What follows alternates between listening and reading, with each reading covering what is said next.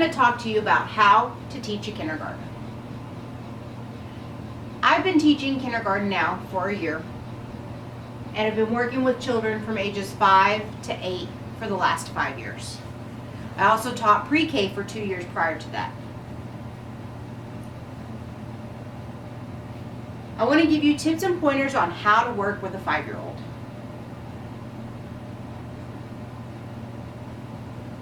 Here's some fun facts about 5-year-olds.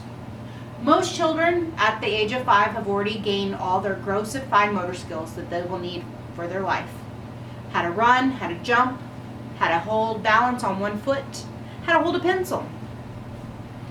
Their brains are 90% developed, and they've grown to 90% capacity into their skull. Now, will that mean that they'll be able to know the things that an adult needs to know? No. At the age of 5, children will have a vocabulary of over 2,000 words and be able to speak in sentences of up to or more than 5 words. Every year after that, they will also be able to pick up another 2,000 words in vocabulary. 5-year-olds say the darndest things. Students in my class have told me all kinds of crazy things, like, "Miss Reed, my dog ate my shoe and then threw up on my bed. My mom was so mad." Or, "Miss Reed, my feet smell like Funyuns. I have a wiggly tooth. I hope I don't swallow it." We're going to discuss how to talk to a kindergartner, how to foster growth in them, and what every student needs from a teacher. First thing we're going to discuss is how to speak to a kindergartner. What you want to do is get down to their level. Make eye contact with them. They will feel equal once you're down there. Next, have a balance between sternness and softness. Children respond well when you have the correct tone. When you're discussing things and you have a loving tone, they're going to adjust to that.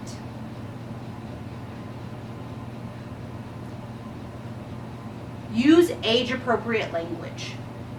When speaking to children, you don't want to use baby talk or mature language. Children respond well when you use the correct vocabulary. I don't use words like baby or potty or whittle. I also don't use words like photosynthesis or telekinesis. I use things that they're going to understand.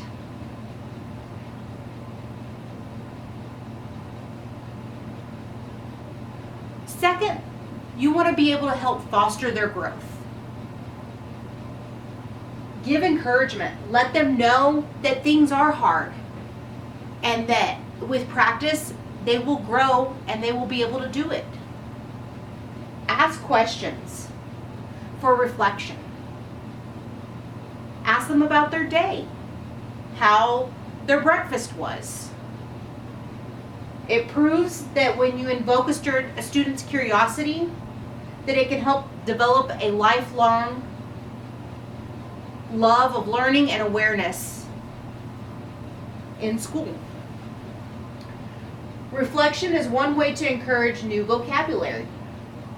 This helps their creativity grow.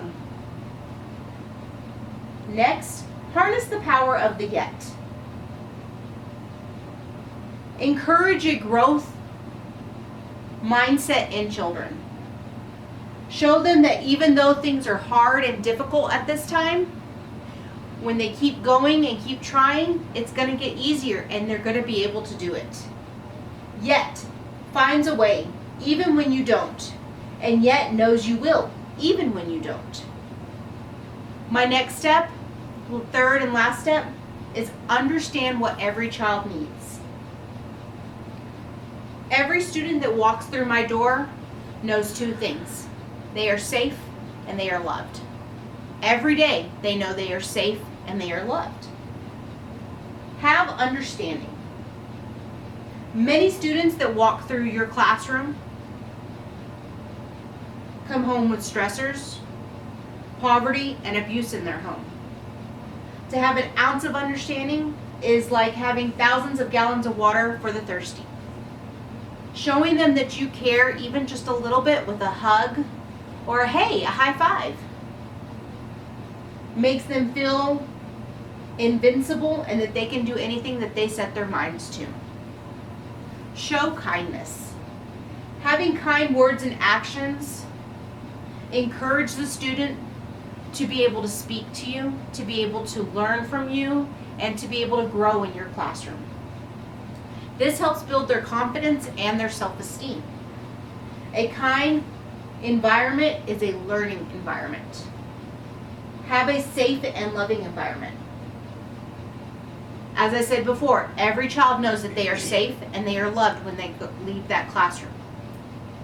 Many children lack these basic feelings that they should be getting at home. To have a productive environment in the classroom, it starts with the foundation that you build in your students. In conclusion, you must be crazy to teach kindergarten. And I'm crazy because I love it. But you also have to have the heart to do it. Without heart in your work, it's pointless to be a teacher. Children learn better when they know that their teacher cares and is there for them. Teaching is hard at any grade level or age, but these are a few things that will help you make your year successful. Teachers are leaving the profession at an alarming rate due to high demands that the state has placed on them and the high demands of providing emotional support to these kids.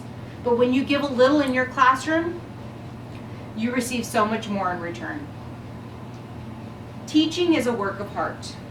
If you don't have the heart in what you're doing, it's work and not your passion.